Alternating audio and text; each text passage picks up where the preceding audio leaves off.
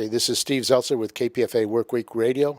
I'm with Raquel Varela. She's a professor and a researcher on global labor, particularly longshoremen and automation, an expert in automation. Welcome to Workweek Radio, Raquel. Thank you so much. It's a pleasure to be here, and it was a really great honor to be in the Labor Fest in the mythic union ILWU to speak about on this question of automation and the right to work in the 21st century.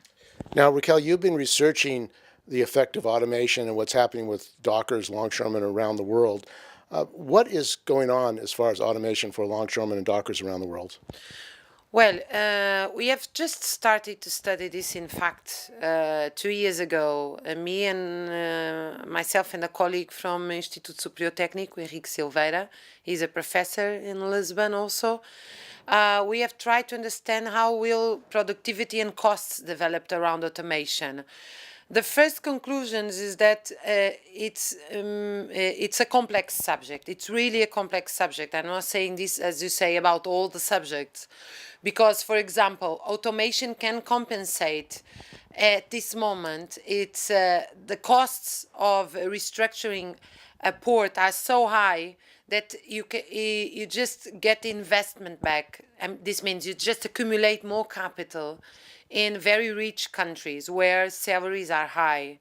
So automation is becoming a reality in Europe, in US, in Australia, and it will be in the next years will be a rapid change concerning the ports and massive dismiss if the dock workers don't react. I mean, if the dock workers don't react, because I think the dock workers are among the workers who have more power at this moment, because globalization has given a space to internationalism that somehow disappeared since the founding of the International Workers Association in 1864, back in the 19th century. So now with the just-in-time model of accumulation, this means that companies don't have stocks. So if you stop a port, this means you stop thousands of companies around the world, although you're just making a strike in one port, for example. Or this means that you can stop a port and you can sustain a strike for a long-term period if the other ports support this port, for example. So if they recollect a fund to pay for this strike, these workers on strike. This means that they can really harm capital accumulation, and I mean harm capital accumulation and not harm economy, because dismiss thousands of workers. This is a problem for economy, because this means that these people will not have a way of living and they will not pay for social security. So when you do these huge changes, and there are, for example, a McKinsey study quoted in the work of the economist Michael Roberts. His work, it's called Robos and Artificial Intelligence, calculates that 47% of workers can be damaged by automation in the next years. And these are not just unqualified workers. We are speaking about health workers. We are speaking about translators. We are speaking about postmen. We are speaking about hundreds of different jobs that can be eliminated. Of course, in other places, new kinds of works are created in technology, engineer, robotics, etc. But the point is, what is economy? Economy, it's the rules of the house. This is the origin of the word oikonomos. So the idea is how you rule the house. And I don't see any other option except reducing working time hours and give space for these workers to have a family, to have a life, to be able to create, Here in San Francisco in 1934, they conquered 6-hour working time. I mean, Paul Lafargue wrote the right to Big truck. I can go back and you edit it. Don't worry, I'm Oh, it's moving. Oh, left big. Oh, I see. So it's moving then. Just a minute. Don't worry, I go back. easily. See, the other house, when we set up the studio, we have 2 rooms we're going to have. And we can make it like a big studio. Okay. Okay? Okay. So why don't you continue about automation and what you were saying? In 1934, there was a strike here, and dock workers conquered 6-hour day of work. And the point is that how come we have diminished working time hours for half in 19th century in 50 years, and we cannot do this in 100 years? In fact, people are working 10, 12, 14 because they are doing extra time in order to keep, to be able to pay a decent life. Because the wages, they have not been growing on the last 30 years. Although productivity it's much higher because that's what technology, machines, automation do. It's to increase dramatically productivity. Why these people that work have not the right to dream of a better life, of less working time hours, and why the solution of capital nowadays is that people are entitled to have some kind of minimum universal income. This is social assistance for not working. First of all, Some of the billionaires, the Gates Foundation, Gates and Bill Gates and Zuckerberg are saying they're now in favor of a minimum wage. What do you think about that? I'm very sad that there are so many left parties and unions supporting this idea, that of course big capitalists are supporting as well. Because if we have 10 to 20% of real unemployment in core countries, you have a big chance for social revolutions. And this, if you read, for example, World Bank reports, you will see this, that there is a chance for social revolutions if you have 20% of unemployment or inflation, which is not the case in most of the countries at this moment concerning inflation, but it is the case concerning unemployment. And the solution of this, I want to say this very clear. We have all to work, except children, old people, and disabled people, people with health problems. Work should be shared among society. There is no moral justice in the fact that some people work as hell and other people do not work. So this is the first question concerning work. So work must be divided by people. Second, is the only way to sustain social security and pensions, because it's active population that is supporting, even in a private pension scheme, which I'm against it, but even in these ones, you have to have an active population to support pensions, to support the others who have the right to not work, which is also a right. It's a right to rest after some years of work. This is very important. So you cannot have a system where some people work for a huge amount of people that do not work and have a minimum income. Third, people should not live with minimum income. Our level of poverty is not United Nations poverty, $1 or $2. We want our kids to learn music, for example. If they don't, they are poor. We want our kids to be properly fed with fish, meat, vegetables, not with just carbohydrates and sugar. And then they become obese and with a huge health problem. We want our kids to have time to go to learn how to be in nature, to learn how to paint, to learn work as well from the technical point of view. So all of these things you need to work. And I would say a fourth argument to divide work: people should have the dignity from living from their work and not from begging from the state or other institutions their rights. They have the right to work and get money from their work. This is something very important. So I think the unions should fight for this. And they shouldn't accept any kind of automated system if there is not division of work. Now, the capitalists would say this is all utopian. It's something that can't happen. And in Europe, deregulation, for example, what they're doing now is to deregulate the ports, is to make everybody part-time temporary.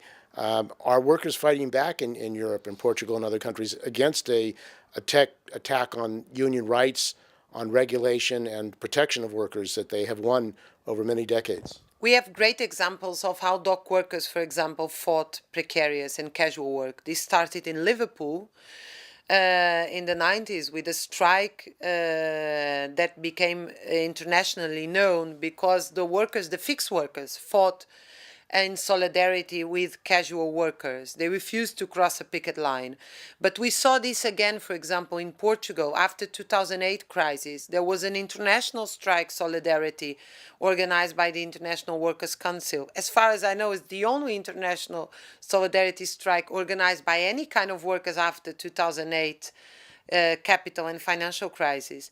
And what they have done in Lisbon was a great thing. The fixed workers paid with a fund to casual dismissed workers in order they don't accept work under casual situation during the strike.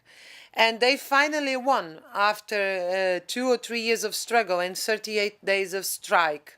And this was just possible because the solidarity between fixed workers and casual workers was not in words, but it was in real in real facts, like using the fund to support these workers.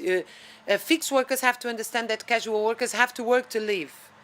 The only way they won't do this is if they are materially supported by unions. So this is a clear example of unity. Unity is not a word. Unity is something that has to provide ways of living. So what Gothenburg dock workers are also facing, are also struggling against deregulation of labor. And the last case is the Spanish workers. They fought for 5 months, the Rajoy government, and they finally managed to reach a collective agreement, but they're still struggling. And it's incredible because European Union calls a monopoly to dock workers. Can you believe this? We live in a world where 1% of the people, 200 companies, control all the wealth in the world, and they call monopoly to workers that want to live from their work. They want to pay for their families, for their lives, for their dreams. It's really a lot of epsistelata. We say it in Portuguese. You have to be really, brave and stupid to say something like dock workers are a monopoly. I mean, they're workers and they're fighting for their lives. And this is not labor aristocracy. Aristocracy is having management in companies earning millions of euros for not doing anything except controlling work. Work should be controlled from below. Work has to be disciplined. We have to be disciplined in work. We have to work well. But this has to be controlled by rank and file, not top and down, but down to the top. Now, the U.S. invasion of Iraq, U.S. European invasion of our attack on Libya has led to millions of refugees, largest number of refugees since the Second World War.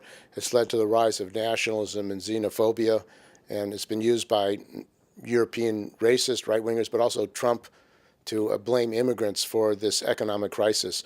What have the unions done in Europe to fight the rise of xenophobia, nationalism, and racism, and what does this have to do with the working class? They almost have done nothing. In fact, most of the refugees are in the borders, or they are dying crossing the Mediterranean. So there was, until now, no solution for refugees, both from governments and both from unions or other, except some solidarity organization, but their impact is very few concerning with the huge amount of dramatic situation we are facing.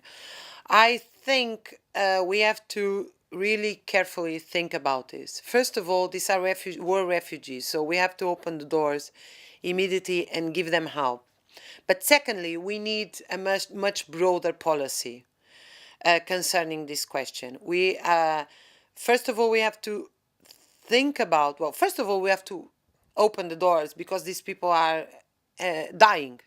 So this is an emergency situation. But concerning unions, I think we have to think carefully about what we're going to do, because migrant workers have been used in the last 20 to 30 years to capital accumulation, to social dumping. And unions cannot just accept migrant workers in a regular condition like saying, okay, you come here, migrant workers, to work for half of the price or as temporary workers. This is being used in America for guest workers, migrant workers from Mexico, but also in lots of countries in Europe. People go temporarily to work for, so shipyard workers from Portugal go 3 months to the Netherlands. This is social dumping, and workers are against this. And what we have until now, it's two options. The extreme right, which is a racist, xenophobic option that says you go out to your land. Who is the land, by the way? Who is the land? Land belongs to humanity, but let's continue with the idea. So there are two options. You go the extreme right, which is a xenophobic option, and the social democracy or liberal bourgeoisie that says, please come here to work. This is a human right, free circulation. I don't think that labor is a commodity. This is a capitalist view. It's not about free circulation. First of all, most of migrants are forced to go out of their country because they don't have a job there. This is not free circulation. This is obliging. This is compulsory circulation of commodity. This is looking to people's life and transform them in a commodity. So I think imperialist countries have to stop having a policy that destroys people's life in the periphery of the world and oblige them to leave their country. So monoculture, war, all these kinds of policies are destroying their resources. Second, unions have to have an international policy, and this is going back to there are hundreds of delegations writing about this in the World Association, World Workers Association, the International Workers Association, founded in the 19th century. Unions cannot accept migrant workers if they are going to earn less, but they are obliged to do international strike and solidarity movements to increase the wages of everybody. So unions in Germany are obliged to meet Portuguese workers, to oblige the Volkswagen plants to increase wages in Portugal in order they will become German salaries. This is what is written in 1864 in the International Workers Association. So our policy is not a liberal policy. Please come to work for half of the price because we're in favor of no borders. This is, I'm sorry, this is a huge nonsense. We are giving the workers to the extreme right if this is our policy. Our policy is to increase wages all around the world.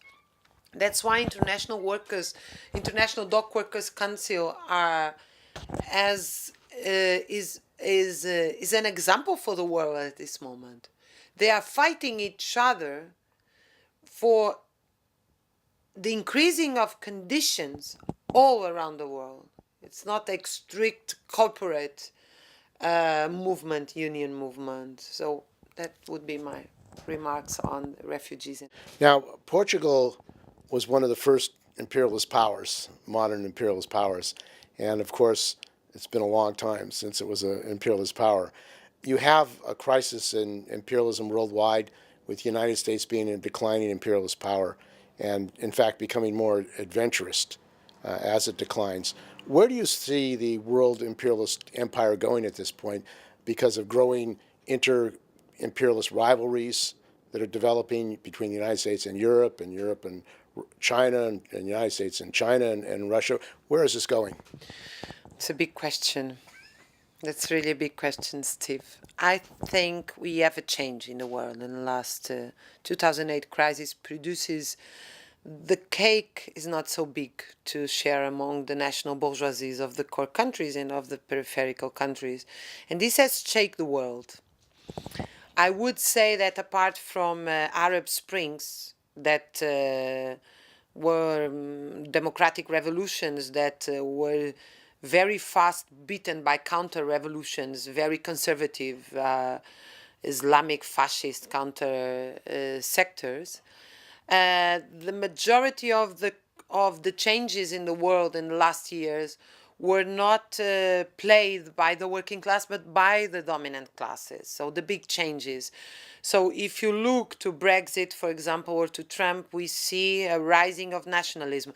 Nationalism and liberalism are typical, the two ideological programs of the bourgeoisie. Reformism and revolutionary are the ones from the working class.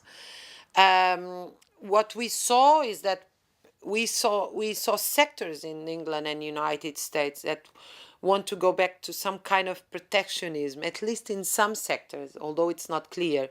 It looks like Russia and China are playing a different role in the world among dominant classes. So it looks like United States, there is a sector in United States connected with Trump that doesn't want to be so close to Europe and wants to be more close to Russia and China, probably, or at least close to Russia and Russia close to China.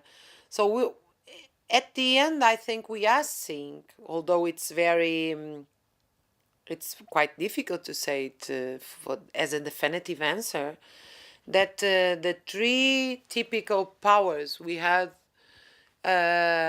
which is US, we had after the 89, US, Europe, and Japan. Now we have 4 players in the international scene with Russia and China.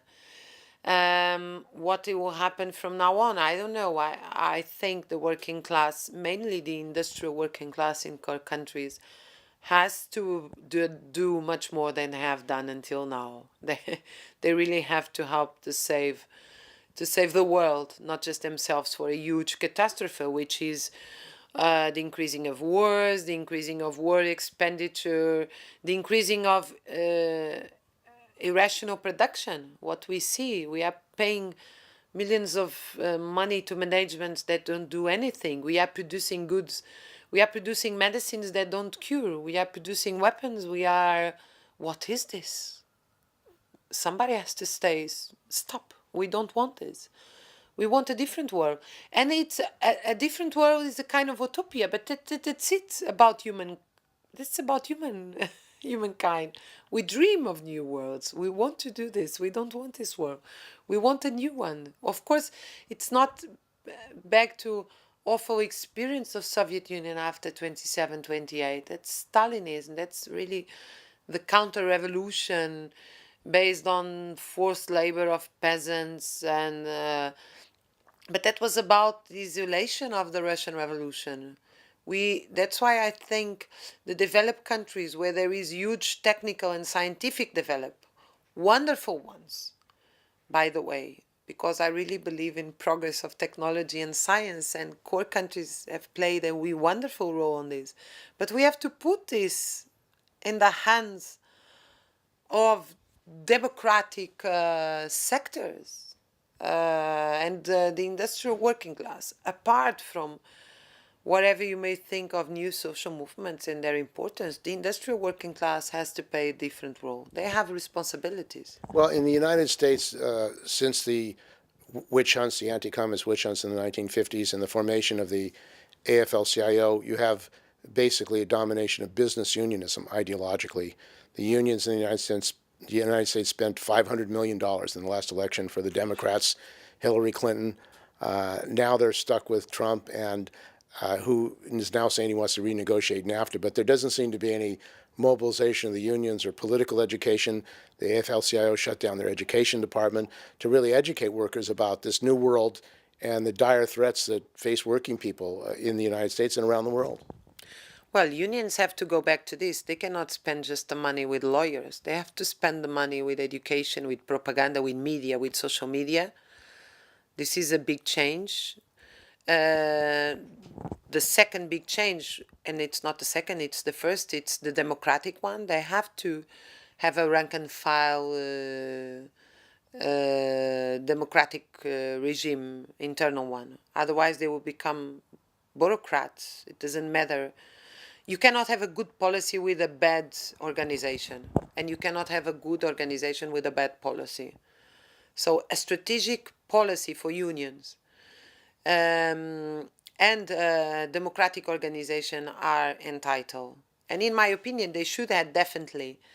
They have to go after intellectuals, journalists, media, and thinkers, and bring them inside the unions to help workers. The idea that workers together can find a way, it's a childish idea. I mean, left intellectuals are being paid, or writers, thinkers are working for capital directly or indirectly, because they're being paid there and they are not working for unions.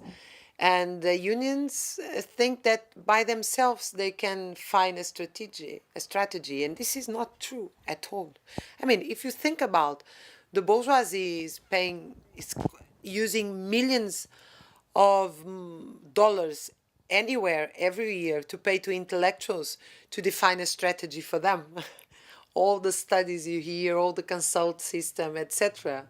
Why unions don't do the same with their own intellectuals? This is a good question. But I think that this has to be attached with a rank and file democratic organization. There is no way you can have a mobilized union with an anti-democratic structure.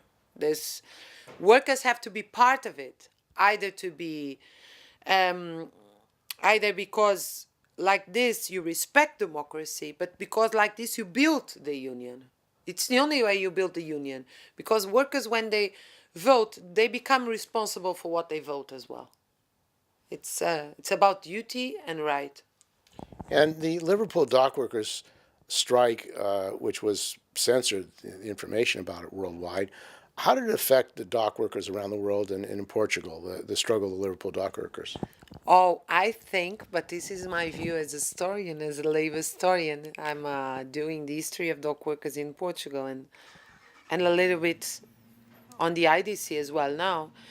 It was absolutely essential because the actual leadership of dockers in Portugal was learned their experience from the Liverpool dockers, how to be rank and file, how to mobilize, how to support casual workers. This was all learned in Liverpool. Liverpool was also very important because it is the biggest first break with the bureaucratic unions of the post-war period. So the ITF is highly bureaucratized structure of transport.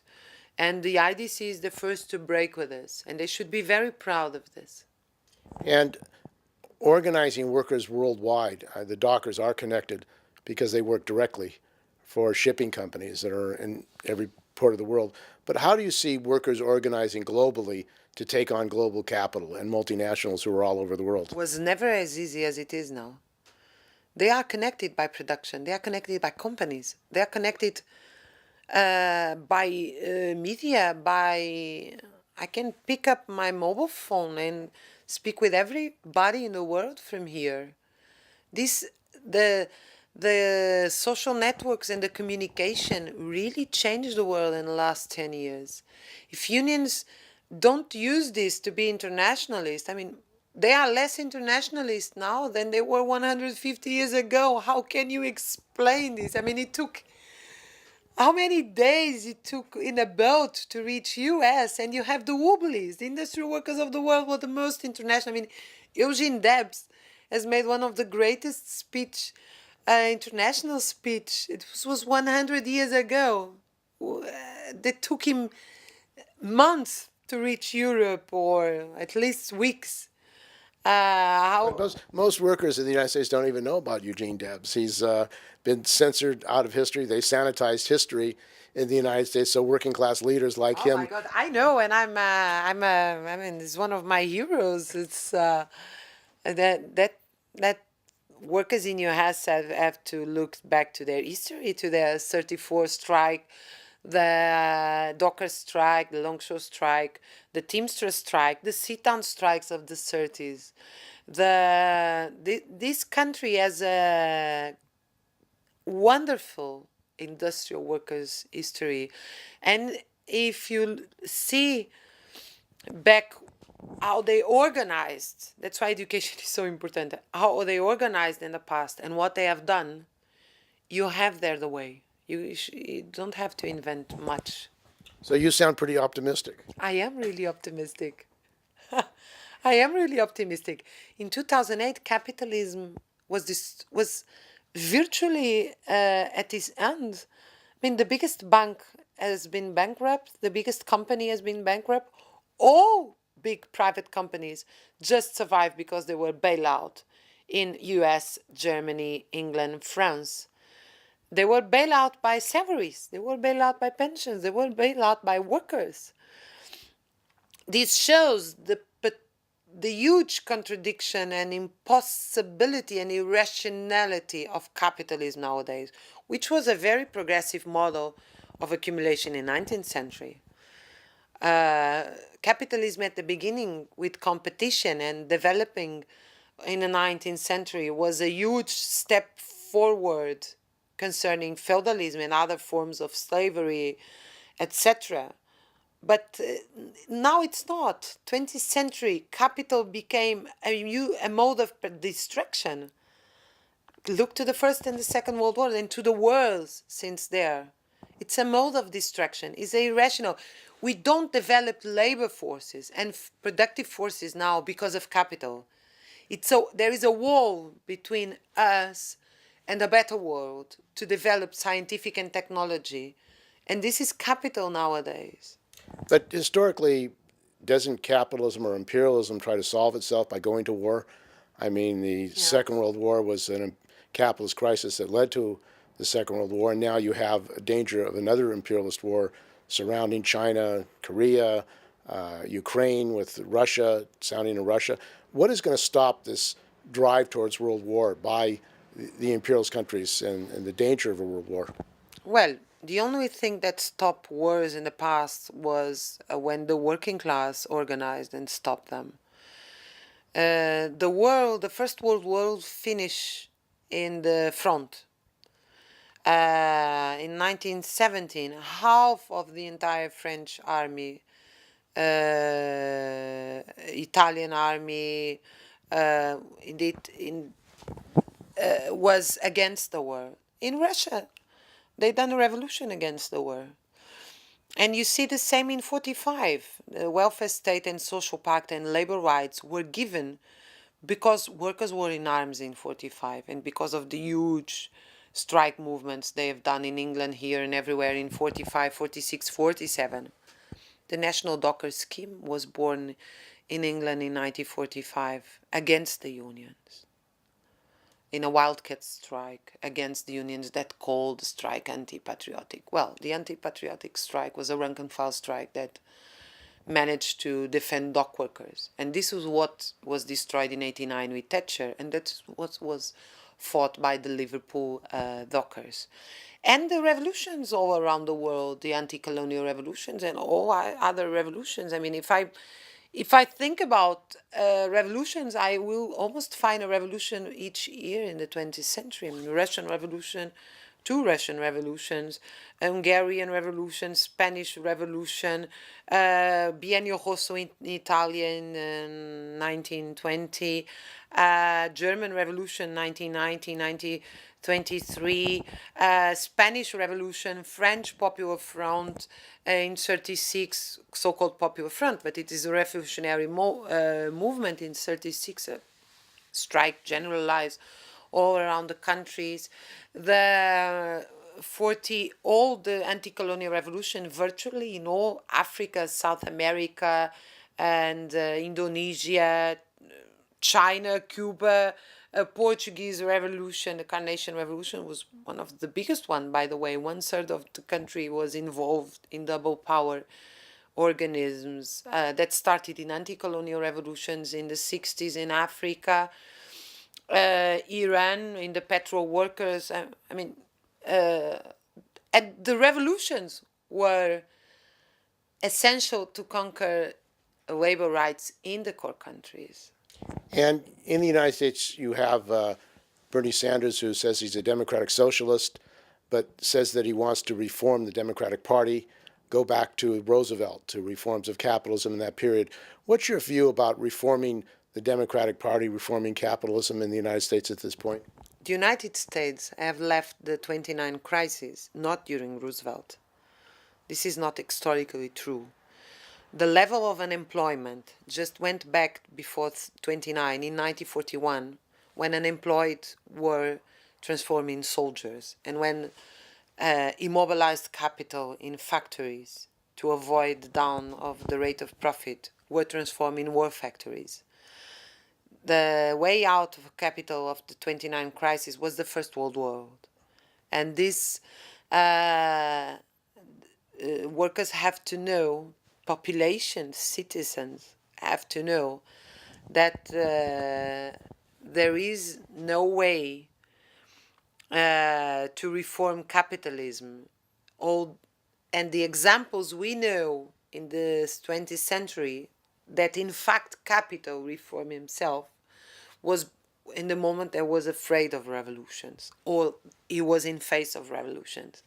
There is no other reforms that took place by the initiative of capital. And the victory... Although, let me just say that it's quite incredible that in US, and Europeans think that US is just Trump, because they have a mechanic view of what's going on in US.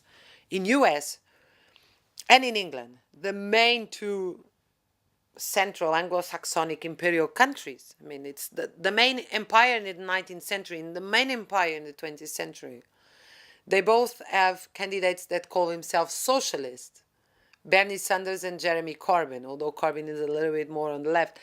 And they got 7 million votes, Bernie Sanders, and he won the Labour Party, Jeremy Corbyn. So part of the mainstream media is also to say that nothing can change when things are really changing.